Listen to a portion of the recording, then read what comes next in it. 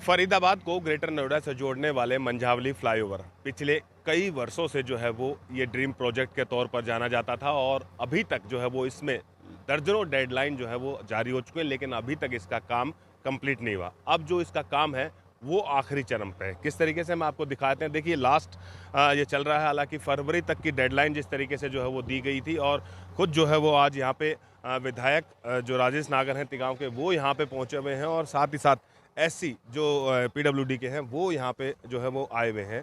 तमाम आला अधिकारी आपको यहाँ पे दिखाई देंगे। अभी डिस्कशन जो है वो चल रहा है, क्योंकि किस तरीके से ठेकेदार को भी जो है वो यहाँ पे बुलाया गया है, जो कि इस कंस्ट्रक्शन के निर्माण कार्य को जो है वो कर रहा है और जल्द से जल्द इसको पूरा करने के लिए जो है वो कवायद एक तरीके से कह सकते हैं कि ये यहाँ पे अधिकारियों की जो है वो शुरू हो चुकी है। और लगातार एक के बाद एक जिस तरीके से आप देख सकते हैं कि इस प्रोजेक्ट में डेडलाइनें जो है वो दी गई थी और इसके बावजूद जो है वो फ़िलहाल की बात कर जाए तो फ़िलहाल इस पूरे इलाके में जो है वो लगातार कंस्ट्रक्शन का काम जो है वो बड़े स्तर पर चालू है और कई करोड़ की ये परियोजना है, जिससे कि आने वाले समय में जिस तरीके से जो है वो फ़ायदा होना है, फरीदाबाद के लोगों को सीधे तौर से इसको फ़ायदा होना है और एक बहुत ही लाइफलाइन कह सकते हैं, ये वो कनेक्टिविटी होगी जो कि फरीदाबाद को ग्रेटर नोएडा से जो है वो जोड़ेगा और इसके बावजूद सीधे तौर से जो है इसका फ़ायदा फरीदाबाद के लाखों लोगों को मिलेगा, क्योंकि व्यापार के नए संसाधन जो है वो इससे खुलते हैं। कहीं ना कहीं ड्यूटी रोजगार जो ड्यूटी पर जाने वाले लोग बाग होंगे उनको सीधे तौर से इसका फ़ायदा जो है वो पहुंचेगा और एक बड़ा प्रोजेक्ट जो है वो देख सकते हैं कि सीधा फरीदाबाद को जो है वो ग्रेटर नोएडा से जो है वो जोड़ेगा। फिलहाल लगातार जो है वो एक के बाद एक यहाँ पे गांव के विधायक की बात कर जाए तो वो कई बार यहाँ पे पहुँच चुके हैं और जो है वो फिलहाल इसकी जो है वो डेडलाइन तारीख तय है वो तय करी। एक बार विधायक जी हमारे साथ हैं। विधायक जी, आज मौके पे फिर पहुँचे हो, किस तरीके से? देखो, बहुत तेज़ी से काम चल रहा है और बीच में एनजीटी ने जो बीच में रोक लगा दी थी उसकी वजह से 2-3 महीने काम रुका रहा। उससे पहले जब बाढ़ यमुना में आ गई, बहुत बड़ी बाढ़, कई सालों के बाद बाढ़ ऐसी आई थी, उस वजह से भी जो हमने यहाँ मिट्टी सैंड फिलिंग करी थी वो सारी बह गई और उसमें 5-6 महीने काम रुक गया और दोबारा से अब देखेंगे बहुत तेज़ी से काम चल रहा है और फरवरी एंड तक ये काम पूरा हो जाएगा। कहीं ना कहीं देखिए लोकसभा चुनाव भी आने वाले हैं तो आचार संहिता भी उसके बाद लग जाएगी, तो कहीं ना कहीं इससे लेना देना नहीं है, तो पुराना काम है तो चलता रहेगा।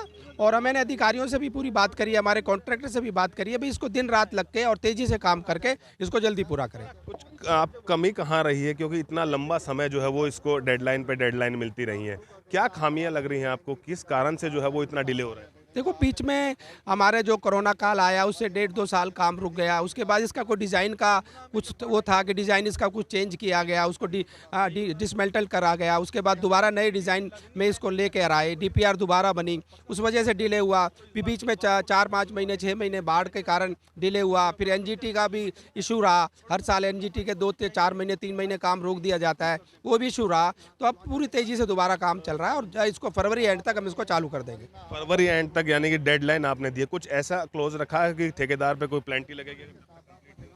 उसके लिए मैं अभी कॉन्ट्रैक्टरों से बात करता हूं कि अगर फरवरी एंड तक नहीं करता तो उसके लिए क्या लगे, क्योंकि उससे पहले जिसने पुल बनाया था उसने जो डिले किया उस पर हमने 2 करोड़ से ज़्यादा की पेनल्टी हमारी तरफ से लगी थी और 2 करोड़ की पेनल्टी उसको पे करनी पड़ेगी। बिल्कुल, पेनल्टी पे करनी पड़ेगी। हमारे साथ एससी साहब भी मौजूद हैं। एक बार सर किस तरीके से आप निरीक्षण करने पहुंचे हो, किस तरीके का काम है?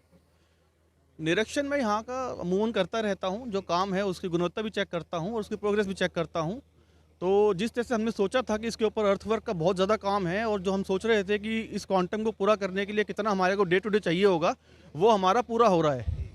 तो इस हिसाब से जो हमें लगता है कि हम फरवरी में इसको ब्रिज को थ्रू करने के लायक हो जाएंगे। थ्रू करने के लायक आप कह रहे हैं, क्योंकि कई डेडलाइन इस प्रोजेक्ट में दी गई हैं। अभी भी हम देख रहे हैं कि पूरे रास्ते में कहीं पर लेबर नहीं लगी हुई थी। किस तरीके से देखते हो, कैसे ये मुमकिन हो पाएगा? देखिए, आप इसको 2 पार्ट्स में लीजिए। एक तो ये ब्रिज की अप्रोच है, जो ब्रिज को एक तरफ से दूसरी तरफ आने के लिए चाहिए है। दूसरा रोड का पार्ट है। रोड के पार्ट में बहुत परेशानियां रही हैं, पेड़ कटने की परेशानी रही है, इलेक्ट्रिसिटी के पोल हटने की परेशानी रही है, यूटिलिटी शिफ्टिंग परेशानी रही है। उनको मद्देनजर रखते हुए हमारी रोड का जो काम है वो भी हम जून तक ख़त्म कर देंगे, जबकि जनवरी तक होना था, पर क्योंकि पेड़ नहीं कट पाए थे उस वजह से अब पेड़ कट गए हैं। अब हमारा काम सुचारू रूप से चल रहा है। जून तक हम सड़क का काम खत्म कर देंगे और हमारी कोशिश है कि फरवरी में हम इस ब्रिज को थ्रू कर देंगे। अमूमन देखा जाता है कि जब इस तरह के काम में डिले होती है, एक बड़ा प्रोजेक्ट है ये, तो उसमें एक क्लोज लगता है, पेनल्टी का क्लोज लगता है ठेकेदार। क्या ऐसा कुछ प्रावधान आपकी तरफ से? पेनल्टी का क्लॉज होता है जब जो डिले है वो एट्रीब्यूटेबल टू एजेंसी हो। हमारे यहाँ पे जो डिले का कारण ये रहा है कि हमारे वृक्ष नहीं कट पाए, हमारे पोल्स नहीं हट पाए, और जो ब्रिज है, ब्रिज के लिए यहाँ पर यमुना में जब बाढ़ आई तो ये अनएसेसिबल एरिया हो गया। तो ये जो डिले के रीज़न है ये एट्रीब्यूटेबल टू एजेंसी नहीं है, इसलिए इस तरह का फिलहाल कोई पेनल्टी का प्रावधान नहीं है। जून 2024 तक एजेंसी ने काम खत्म करना है। अगर उस समय बिना किसी कारण के काम डिले होता है तो एजेंसी के खिलाफ कार्रवाई की जाएगी।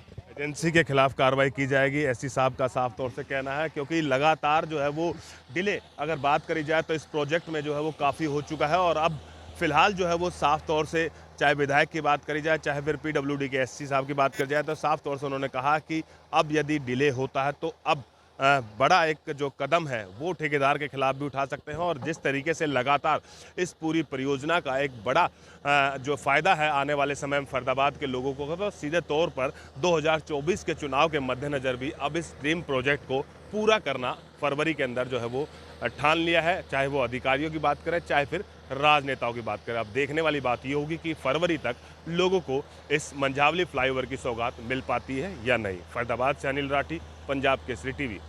हमसे जुड़े रहने के लिए हमारे YouTube चैनल को सब्सक्राइब करें और नई वीडियो की नोटिफिकेशन के लिए बेल आइकॉन को दबाएं। अगर आप ये वीडियो Facebook पर देख रहे हैं तो लाइक जरूर करें और ज्यादा से ज्यादा शेयर करें। धन्यवाद।